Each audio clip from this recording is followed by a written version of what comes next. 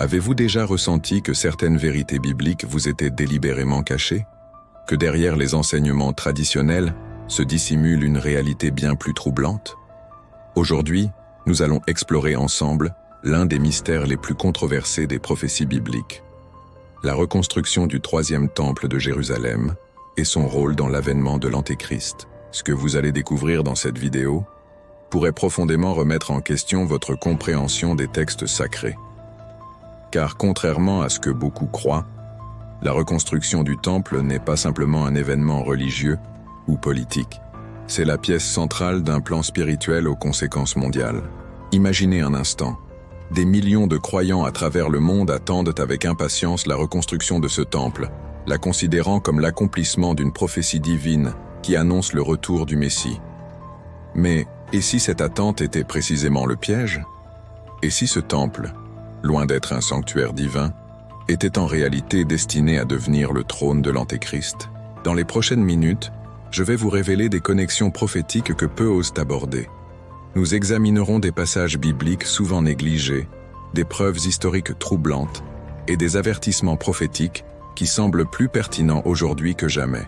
Si vous avez déjà ressenti que certaines vérités bibliques vous étaient cachées, ou si vous connaissez quelqu'un qui cherche des réponses plus profondes, prenez un moment pour laisser un j'aime à cette vidéo et abonnez-vous à la chaîne. Ces gestes simples m'aident à partager ces révélations avec plus de personnes en quête de vérité. Commençons par examiner ce que la Bible nous dit réellement sur ce troisième temple. Dans le livre de Daniel, chapitre 9, verset 27, nous lisons « Il fera une solide alliance avec plusieurs pour une semaine, et durant la moitié de la semaine, il fera cesser le sacrifice et l'offrande. Le dévastateur commettra les choses les plus abominables, jusqu'à ce que la ruine et ce qui a été résolu fondent sur le dévastateur. » Ce passage est crucial car il établit un lien direct entre un futur temple où des sacrifices seront pratiqués et l'intervention d'une figure que les théologiens identifient comme l'Antéchrist.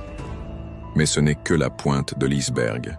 Dans 2 Thessaloniciens 2, 3, 4, l'apôtre Paul nous avertit « Que personne ne vous séduise d'aucune manière, car il faut que l'apostasie soit arrivée auparavant, et qu'on ait vu paraître l'homme du péché, le fils de la perdition, l'adversaire qui s'élève au-dessus de tout ce qu'on appelle Dieu ou de ce qu'on adore, jusqu'à s'asseoir dans le temple de Dieu, se proclamant lui-même Dieu. » Remarquez bien, l'Antéchrist ne se contentera pas de profaner le temple, il s'y installera et exigera d'être adoré comme Dieu.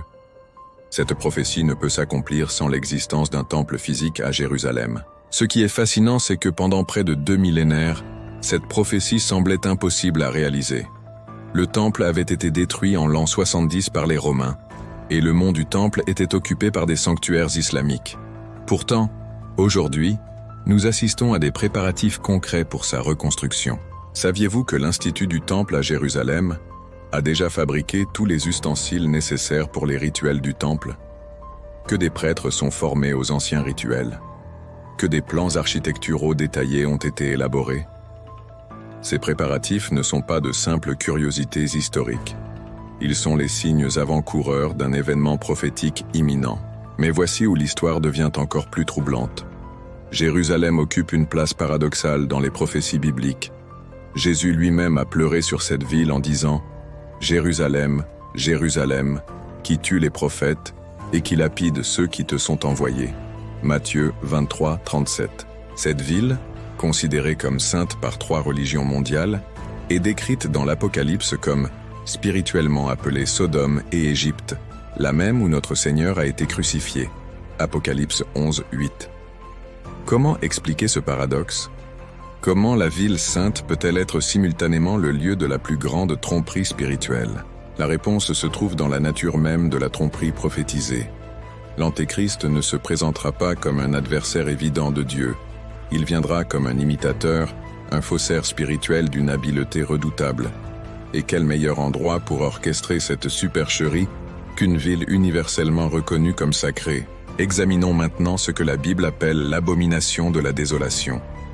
Dans Matthieu 24, 15, 16, Jésus déclare « C'est pourquoi, lorsque vous verrez l'abomination de la désolation, dont a parlé le prophète Daniel, établie en lieu saint, que celui qui lit fasse attention alors, que ceux qui seront en Judée fuient dans les montagnes. Cet avertissement est si crucial que Jésus insiste spécifiquement pour que nous y prêtions attention. L'abomination de la désolation marquera un point de bascule dans l'histoire humaine, le début de ce que la Bible appelle la Grande Tribulation, une période de souffrance sans précédent. Mais qu'est-ce exactement que cette abomination? Le contexte biblique suggère qu'il s'agit d'un acte de profanation suprême. L'Antéchrist s'installant dans le temple reconstruit et exigeant d'être adoré comme Dieu. Cette profanation ne sera pas simplement symbolique. Elle sera accompagnée de signes et de prodiges trompeurs. Dans 2 Thessaloniciens 2, 9, 10, nous lisons « L'apparition de cet impie se fera par la puissance de Satan, avec toutes sortes de miracles, de signes et de prodiges mensongers, et avec toutes les séductions de l'iniquité pour ceux qui périssent, parce qu'ils n'ont pas reçu l'amour de la vérité pour être sauvés. Voici un aspect rarement discuté. L'Antéchrist ne viendra pas comme un tyran évident, mais comme un faiseur de miracles, un homme de paix apparent, peut-être même comme une figure messianique pour certains. Sa capacité à tromper sera si grande que Jésus a averti que, si c'était possible, même les élus seraient séduits. Matthieu 24, 24. Un élément particulièrement troublant de cette tromperie concerne ce que l'Apocalypse appelle la blessure mortelle guérie. Dans Apocalypse 13, 3, nous lisons « Et je vis l'une de ses têtes comme blessée à mort, mais sa blessure mortelle fut guérie. Et toute la terre était dans l'admiration derrière la bête. » Cette fausse résurrection sera une imitation blasphématoire de la résurrection du Christ, conçue pour convaincre le monde que cet homme est divin. Imaginez l'impact mondial d'un tel événement à l'ère des médias sociaux et de l'information instantanée. Des milliards de personnes pourraient être témoins de ce miracle en temps réel. Ce qui est fascinant, c'est que les préparatifs pour le troisième temple avancent parallèlement au développement de technologies qui pourraient faciliter le système de contrôle mondial décrit dans l'Apocalypse. Je parle bien sûr de la fameuse marque de la bête. Dans Apocalypse 13, 16, 17, nous lisons « Et elle fit que tous, petits et grands, riches et pauvres, libres et esclaves, reçussent une marque sur leur main droite ou sur leur front, et que personne ne put acheter ni vendre, sans avoir la marque, le nom de la bête ou le nombre de son nom. » Pendant des siècles, cette prophétie semblait impossible à réaliser littéralement. Comment un système mondial de contrôle économique pourrait-il être mis en place? Aujourd'hui, avec l'avènement des technologies biométriques, des crypto-monnaies et de l'intelligence artificielle, nous voyons pour la première fois comment un tel système pourrait fonctionner techniquement. Mais attention, la marque de la bête n'est pas simplement une technologie, c'est avant tout un acte d'allégeance spirituelle. Elle représente une soumission consciente à l'Antéchrist et un rejet délibéré du vrai Dieu. C'est pourquoi les conséquences spirituelles sont si graves. Commentez ci-dessous si vous avez déjà découvert des indices similaires dans vos lectures bibliques ou si vous souhaitez partager votre propre interprétation de ces passages. Je suis impatient de découvrir vos perspectives. Un aspect souvent négligé de cette prophétie concerne le rôle des 2 témoins décrits dans Apocalypse 11. Ces 2 prophètes apparaîtront à Jérusalem pendant 1260 jours, exerçant un ministère puissant d'opposition à l'Antéchrist. Leur présence à Jérusalem confirme encore l'importance centrale de cette ville dans le drame eschatologique final. Ce qui est particulièrement frappant, c'est que ces 2 témoins seront finalement tués dans la grande ville où leur Seigneur a été crucifié, c'est-à-dire à Jérusalem. Leurs corps resteront exposés pendant 3 jours et demi, et les habitants de la terre se réjouiront à leur sujet et seront dans l'allégresse. Et ils s'enverront des présents les uns aux autres, parce que ces 2 prophètes avaient tourmenté les habitants de la terre. Apocalypse 11, 10. Imaginez cela, un événement mondial où des milliards de personnes célèbrent la mort de ces 2 hommes, peut-être retransmis en direct sur les réseaux sociaux. Puis, après 3 jours et demi, ces témoins ressusciteront et monteront au ciel dans la nuée, provoquant terreur et confusion parmi leurs ennemis. Cette séquence d'événements nous montre que Jérusalem deviendra le théâtre d'une bataille spirituelle d'une intensité sans précédent. D'un côté, l'Antéchrist établissant son culte blasphématoire dans le temple. De l'autre, ses témoins proclamant la vérité divine. Mais revenons au temple lui-même. Pourquoi sa reconstruction est-elle si significative? Pour comprendre cela, nous devons examiner l'histoire des 2 temples précédents. Le premier temple, construit par Salomon, était le centre du culte israélite pendant près de 400 ans, avant d'être détruit par les Babyloniens en 586 avec J.P.C. Le second temple, reconstruit après l'exil babylonien et considérablement agrandi par Hérode le Grand, a été détruit par les Romains en l'an 70. Cette destruction n'était pas un simple accident historique. Jésus l'avait prophétisé avec une précision troublante. Je vous le dis en vérité, il ne restera pas ici pierre sur pierre qui ne soit renversée. Matthieu 24, 2. Cette prophétie s'est accomplie littéralement lorsque les soldats romains ont mis le feu au temple, faisant fondre l'or qui coulait entre les pierres, que les soldats ont ensuite démonté pour récupérer le métal précieux.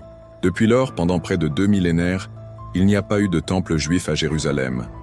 Le mont du temple est aujourd'hui occupé par le dôme du rocher et la mosquée Al-Aqsa, parmi les sites les plus sacrés de l'islam. Cette situation a longtemps semblé rendre impossible la reconstruction du temple juif.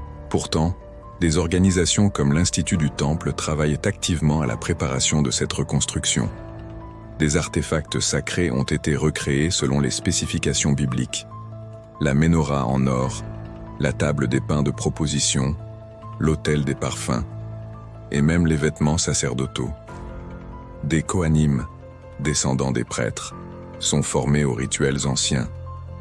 Des plans architecturaux détaillés ont été élaborés. Ce qui est fascinant, c'est que certains rabbins et archéologues proposent maintenant des théories selon lesquelles le temple pourrait être reconstruit sans nécessairement perturber les structures islamiques existantes.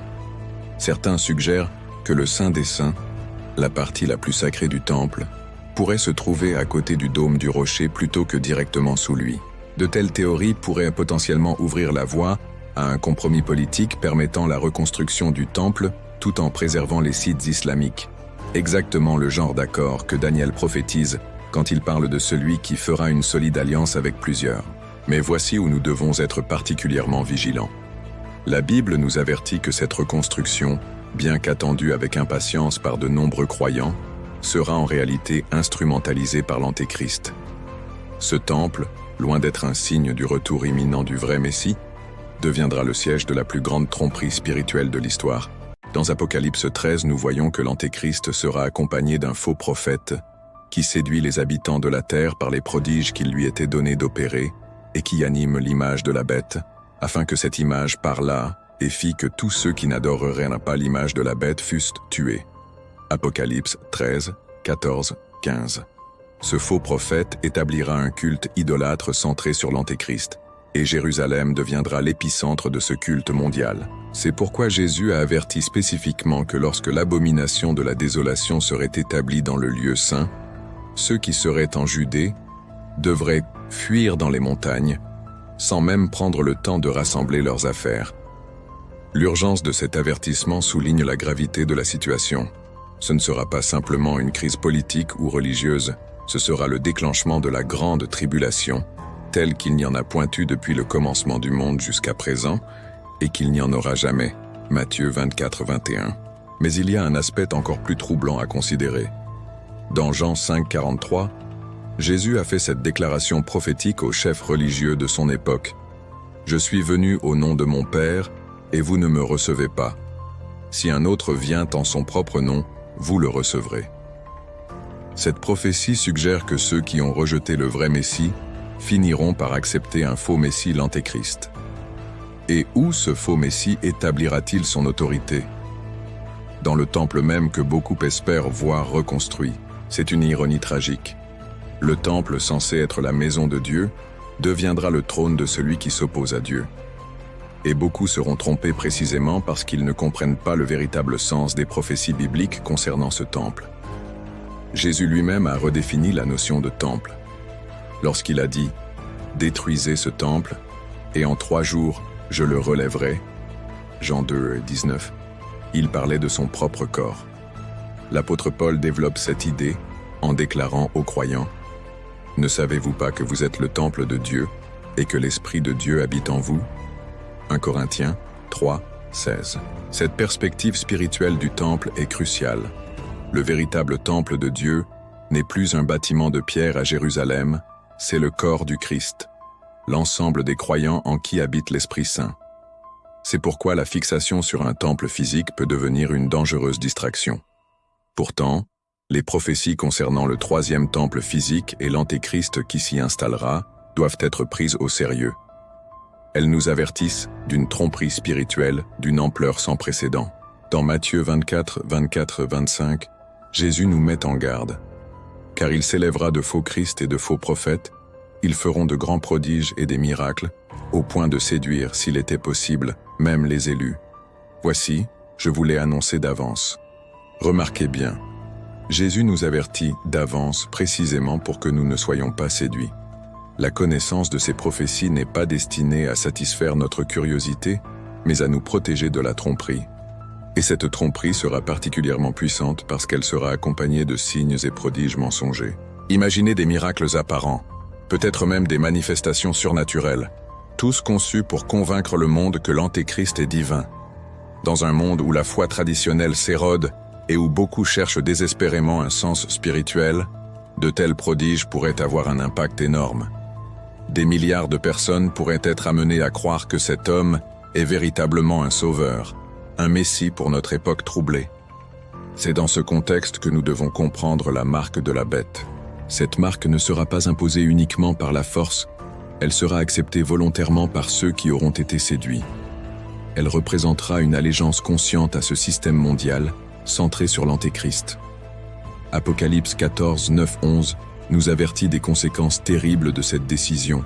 Si quelqu'un adore la bête et son image, et reçoit une marque sur son front ou sur sa main, il boira, lui aussi, du vin de la fureur de Dieu, versé sans mélange dans la coupe de sa colère, et il sera tourmenté dans le feu et le soufre devant les saints anges et devant l'agneau. La sévérité de cet avertissement souligne l'importance spirituelle de cette marque.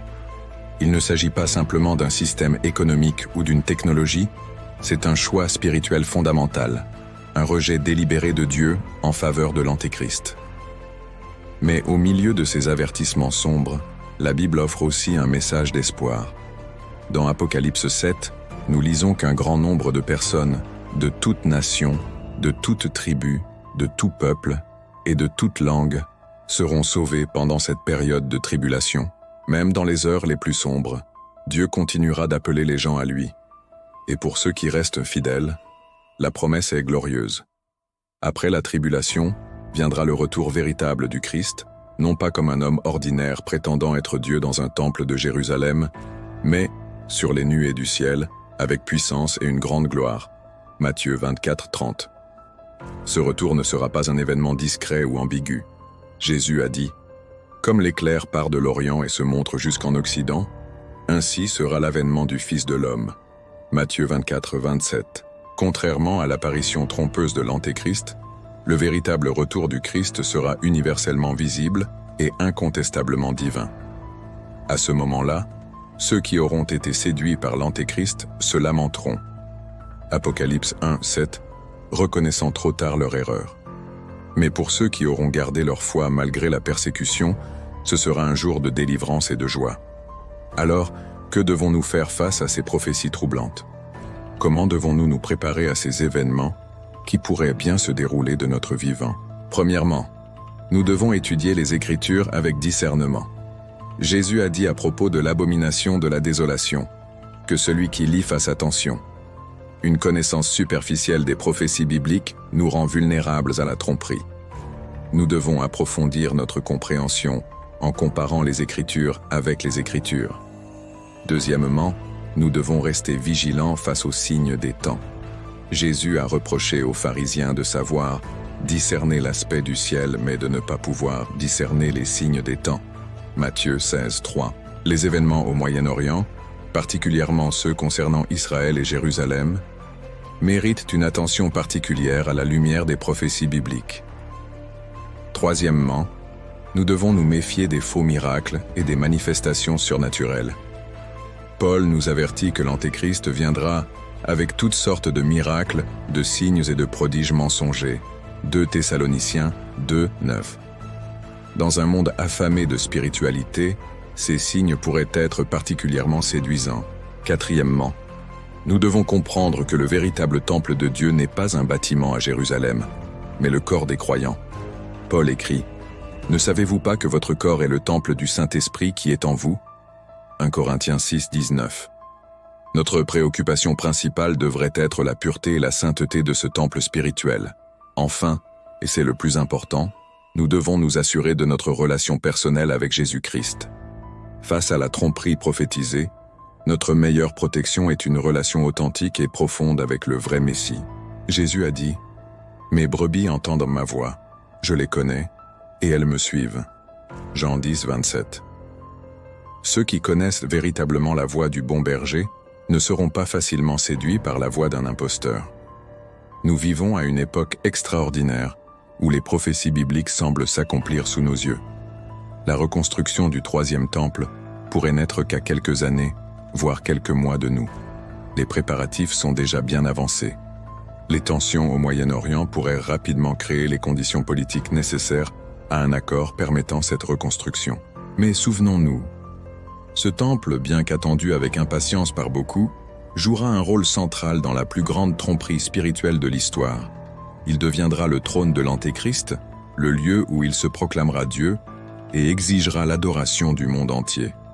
C'est pourquoi la compréhension de ces prophéties est si cruciale, non pas pour satisfaire notre curiosité ou pour spéculer sur des dates précises, mais pour nous préparer spirituellement aux défis à venir et pour aider d'autres à ne pas être séduits.